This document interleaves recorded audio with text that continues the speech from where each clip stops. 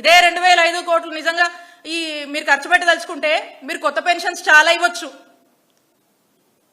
ఈ రోజున మనం చూస్తా ఉన్నాము, నాడు నేడు పనులు నోచుకోక స్కూళ్ళ పరిస్థితి. మరి ఆ స్కూళ్ళ డెవలప్మెంట్ కోసము ఖర్చు చేయొచ్చు, హాస్పిటల్ల డెవలప్మెంట్ కోసం ఖర్చు చేయొచ్చు. రైతులు రోడ్డెక్కి ఏడుస్తూ ఉన్నారు. మరి మొక్కజొన్న రైతులైతే ఏ విధంగా బాధిస్తున్నారు, కన్నీళ్లు పెడుతున్నారో వాళ్ళ బాధలు తీర్చొచ్చు, మహిళలకు న్యాయం చేయొచ్చు. ఇలా యునేమిట్ లైక్ ఎవరినైనా కూడా బీసీ హాస్టల్స్, ఎస్సీ హాస్టల్స్, గిరిజన హాస్టల్స్లో ఎంతో మంది సరైన ఫుడ్, ప్రాపర్ శానిటేషన్ లేక, సరైన తాగునీళ్ళు లేక, ఆరో ప్లాంట్లు లేక ఈరోజు ఆ కలుషితమైనటువంటి పరిస్థితుల్లో ఎంతమంది ప్రాణాలు పోతున్నాయి. ఇంతమంది పిల్లల ప్రాణాలు మీరు కాపాడొచ్చు కదా ఈ 2500 కోట్లతో. మీరు నిజంగా దీన్ని ప్రాపర్గా యూటిలైజ్ చేస్తే ఇవన్నీ మీకు ఎందుకు కనిపించవు? ఇవన్నిటి గురించి దృష్టి పెట్టండి చంద్రబాబు నాయుడు గారు. ఈ అద్దాల గురించి, మీ ఆర్భాటల గురించి ఇన్ని వేల కోట్లు మీరు ఖర్చు చేస్తున్నారు కదా. కాబట్టి ఒకటే, గీలా చెప్పుకుంటూ పోతే చాలా ఉన్నాయి. ఏ వర్గం కూడా సంతోషం లేరు, ప్రతి వర్గం ఏడుస్తుంది, ప్రతి వర్గంలో ఉన్నటువంటి ప్రజలు బాధపడతా ఉన్నారు. కాబట్టి వీళ్ళకు ఉన్నటువంటి ధ్యాస ఒకటే, వాళ్లకు అవినీతి విపరీతంగా చేయాలి, కరప్షన్, కంఫర్ట్స్ అండ్ లగ్జరీ, ఇవే చంద్రబాబు నాయుడు గారి యొక్క పాలనలో మరి మనకు కనిపిస్తున్నాయి. వాళ్ళ యొక్క విలాసాల కోసం తప్పితే ప్రజల ప్రయోగాల కోసం ఏమీ కూడా పని చేయట్లేదు, పట్టించుకోవట్లేదు. ఎందుకంటే ప్రజల మీద చిత్తశుద్ధి అనేది లేనే లేదు చంద్రబాబు నాయుడు గారి ప్రభుత్వానికి అని స్పష్టమైంది ఇప్పటికే. ఇక ఆరోగ్యశ్రీ విషయానికి వస్తే మాత్రం ఆరోగ్యశ్రీకి చంద్రగ్రహణం పట్టిందనే చెప్పొచ్చు. ఎందుకంటే ఏమంట వీరు అధికారంలోకి వచ్చారో ఆరోగ్యశ్రీని క్రమక్రమంగా నిర్వీర్యం చేస్తూ ఆరోగ్యశ్రీని చంపేస్తున్నారు.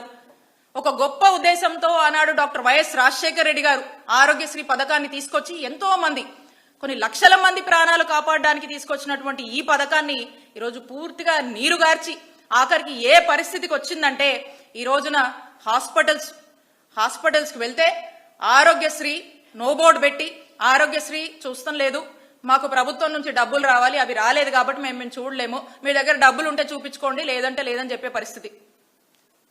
మరి అనేక ఇబ్బందుల్లో ఆరోగ్యశ్రీ హాస్పిటల్స్ వాళ్ళు సమ్మెకు దిగి మరి సమ్మె చేస్తే వాళ్ళని ఇక కొంతమంది అయితే పొయ్యి కూడా వేస్ట్, వీళ్ళు ఇవ్వరు పెట్టరు, ఎప్పుడు ఏదో మాటలు చెప్తా ఉన్నారని చెప్పి కొంతమంది ఆశలు కూడా వదిలేసుకుని హాస్పిటల్స్ వాళ్ళ పని వాళ్ళు చేసుకుంటున్నారు. మరి కొంతమందిని పిలిచి ఏదైతే సుమారు 4000 కోట్లు ఆరోగ్యశ్రీ బిల్స్ బకాయిలు ఉన్నాయో దానికి సంబంధించి ఒక 1000 కోట్లు ఇస్తామని చెప్పి పిలిచి ఏదో మాటలు చెప్పి అందులో కూడా ఏం మాట్లాడారు, ఒక కొత్త అంశాన్ని తీసుకొచ్చారు మీరు.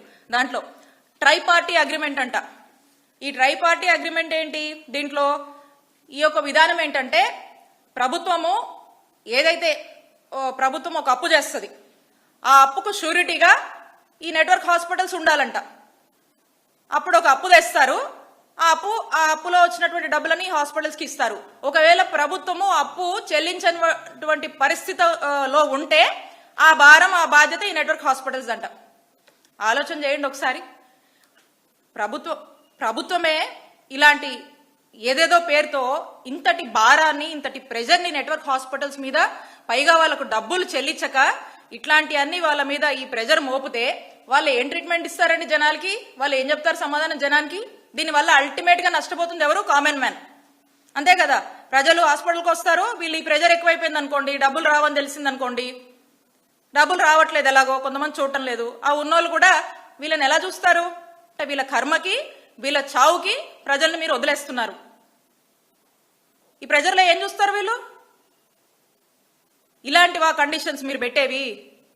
నెట్వర్క్ హాస్పిటల్స్కి ఇదా మీరు ఇచ్చేటువంటి ఒక ఎన్వైరన్మెంటు? ఇదా మీరు ఇచ్చేటువంటి ఒక ఈజ్? వీళ్ళకి ఎంత తప్పిది! ప్రజల ప్రాణాలతో చెలగాటమాడడం కదా. ఇంకొక దారుణమైనటువంటి విషయం ఏంటంటే ఇక ఆరోగ్యశ్రీకి సంబంధించి ఇష్టారాజ్యంగా ఎల్ఓసీలు ఇస్తున్నారు, లెటర్ ఆఫ్ క్రెడిట్లు ఇస్తున్నారు ఇష్టం వచ్చినట్టుగా. మళ్ళీ ఈ హాస్పిటల్స్తో కొంతమంది ఇక వీళ్ళే కొన్ని హాస్పిటల్స్తో కుమ్మక్కై వీళ్ళ యొక్క కమిషన్స్ కోసము ఈ సీఎంఆర్ఎఫ్ నుంచి కూడా ఇక ఇష్టం వచ్చినట్టుగా నిధులు ఇస్తా ఉన్నారు. ఇక టోటల్గా ఆల్మోస్ట్ చూస్తే దీంట్లో నుంచి ఒక 30% స్ట్రైట్ అవే కమిషన్ మాట్లాడుకుంటా ఉన్నారు.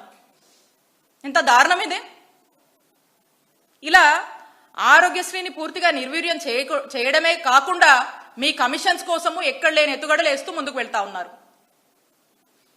ఆరోగ్యశ్రీని దాదాపు 3,300 ప్రొసీజర్స్ వరకు జగన్మోహన్ రెడ్డి గారు పెంచి ఏ పేదవాడు ఏ అనారోగ్య సమస్యతో హాస్పిటల్కి వెళ్ళినా కూడా ఇది ఇక్కడ చూడమనే పరిస్థితి రాకుండా రెగ్యులర్ గా రిపీటెడ్ గా మనకి ఏ సమస్యలు వస్తున్నాయో అలాంటివన్నీ కూడా ఆరోగ్యశ్రీలో ఉండాలి. అవుట్ ఆఫ్ పాకెట్ ఎక్స్పెండిచర్, ఎవరి జాబ్ నుంచి కూడా డబ్బులు ఖర్చు కాకూడదు. వీలైనంత వరకు కూడా ప్రభుత్వమే బాధ్యత తీసుకోవాలి. ప్రజలకు అన్ని విధాలుగా అండగా ఉండాలి, మంచి నాణ్యమైన వైద్యం అందించాలి అనేటువంటి ఉద్దేశంతో మేము అడుగులు ముందుకు వేసినటువంటి ప్రభుత్వం జగన్మోహన్ రెడ్డి గారి ప్రభుత్వం.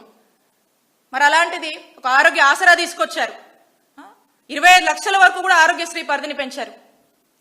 ఇంత గొప్పగా ఆరోగ్యశ్రీని మేము తీర్చిదిద్ది దీన్ని ప్రజలకు అన్ని విధాలుగా వీళ్ళకు చాలా సులభంగా యాక్సెసిబుల్ గా ఉండాలి, భారంగా ఉండకూడదు.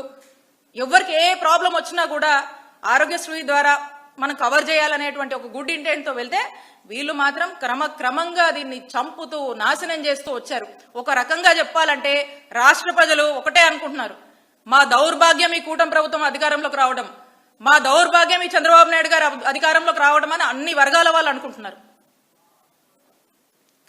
ఇవన్నీ ప్రజలు గమనిస్తున్నారు. కాబట్టి ఎప్పటికైనా కూడా మరి వీరు ప్రజల హక్కుగా వాళ్ళకు రావాల్సినటువంటి ప్రతి విషయంలో ప్రభుత్వం నుంచి అందాల్సినటువంటి ప్రతి విషయాన్ని కూడా గమనించి అది వాళ్ళకు అందక ప్రజలకు అందక వాళ్ళందరూ కూడా వడ్డీతో సహా ఓటు రూపంలో ఈ చంద్రబాబు నాయుడు గారి ప్రభుత్వానికి చూపించాలని నిశ్చయించుకున్నారు ప్రజలు. పోతే ఇక రాష్ట్రంలో ఏ వర్గాన్ని వదిలిపెట్టలేదు. ప్రతి ఒక్కరిని కూడా ఏదో విధంగా చంద్రబాబు నాయుడు గారు ఆయన చెప్పినటువంటి సూపర్ 6 హామీల విషయంలో వెనుపోటు పడడం కానీ, మహిళలకు అందించేటువంటి ఆడబిడ్డ నిధిలో కూడా వెనుపోటు పడడం,